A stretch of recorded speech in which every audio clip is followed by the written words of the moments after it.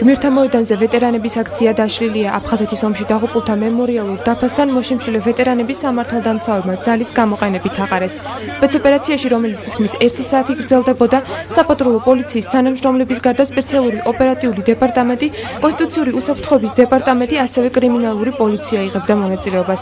სამართალდამცავებმა ოპერაციის მსვლელობისას აქციის მონაწილეები დააკავეს და ბრალი ადმინისტრაციულ სამართალდარღვევათა კოდექსის 166 და 173 მუხლებით წაუყენეს, რაც წვრილმან ხულიგნობასა და პოლიციის კანონიერი მოთხოვნის დაუმორჩილებლობას გულისხმობს.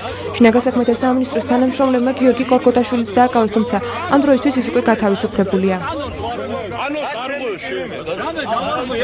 ანოს არ გქონე ხარ. უკანონოდ იქცევი გენაცვალე და იმიტომ გეუნებ. მითხარი რა კანონი შენ იქცევი კანონსაც გააგებია. ძალა ალბის.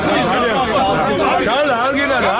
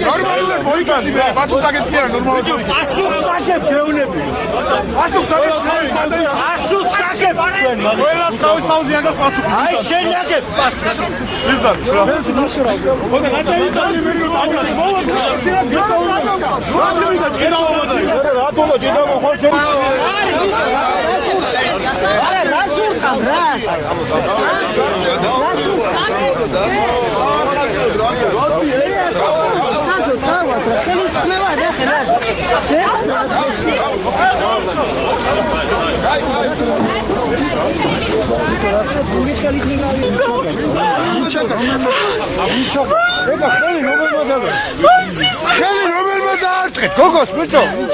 Khali, nochmal da dran, Gogos!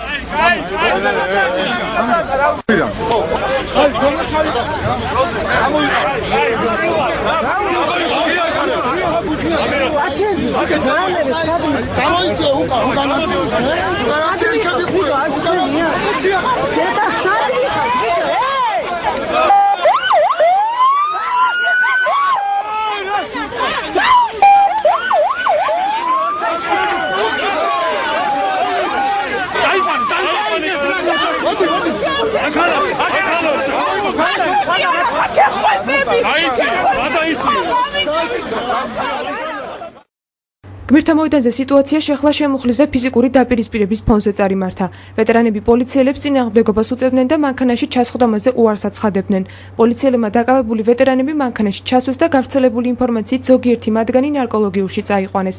როგორც საინფორმაციო სააგენტო ინტერპრეს ნიუსი უწყება, აქციის მონაწილეების თქმით, გმირთა მოედანზე 15 საათისთვის საქართველოს პრეზიდენტმა გაიარა, რომელსაც პროტესტის ფორმა არ მოეწონა. პოლიციელები გმირთა მოედანზე 1 საათში მივიდნენ და აქციის შეწყვეტა მოითხოვეს. ვეტერანებმა 1992-93 წლებისა და 2008 წლის საომარი მოქმედებების მონაწილეებმა გმირთა მოედანზე პერმანენტული საპროტესტო აქციები 27 დეკემბერს დაიწყეს. ისინი ხელისუფლებას ომის ვეტერანთა მიმართ უყურადღებობაში ადანაშაულებდნენ და მოითხოვდნენ, რომ ის ადამიანები, რომლებმაც სამშობლოს წინაშე ვალი პირნათლად მოიხადეს, სათანადოდ დაფასდნენ. ვეტერანები შიმშილობის შეწყვეტას 6 იანვრისთვის გეგმავდნენ.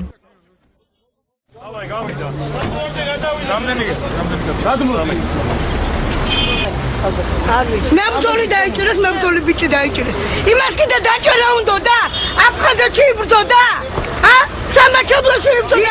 ეს რასაკეთებდნენ?